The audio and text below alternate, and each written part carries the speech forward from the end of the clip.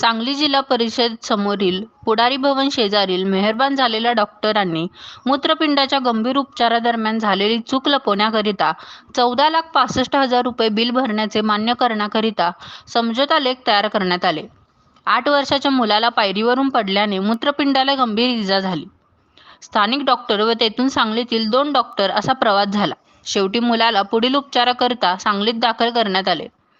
कर्नाटक बागलकोट जिल्ह्यातील एका ग्रामीण भागातील रुग्णांच्या कुटुंबावर ही अत्यंत वाईट प्रसंग उद्भवलेला असून सदर मुलाच्या जीविताचा प्रश्न निर्माण झाल्याचे समजते. रुग्णांच्या नातेवाईकांची आर्थिक परिस्थिती बिकट असल्याचे कारण पुढे करून माणुसकीच्या नात्याने एवढा मोठा खर्च भागवण्याचे गोड बंगाल काय? तसेच नातेवाईकांनी प्रश्नचिन्ह निर्माण केल्यानंतर विविध आमिष व खोटा गुन्हा दाखल करण्याची धमकी दिल्याचे बोलले जात आहे. रुग्णांचे नातेवाईक साधेभोळे असल्यामुळे त्यांना विविध आमिष दाखवून केलेल्या चुकीच्या उपचारापासून पळवाट काढण्याकरिता रचलेल्या षडयंत्राविषयी जन आरोग्य अभियान आरोग्य हक्क समिती डॉक्टरांच्या विरोधात रुग्णांच्या न्यायाकरिता वरिष्ठ कार्यालयाकडे दाद मागणार असल्याचे सांगितले.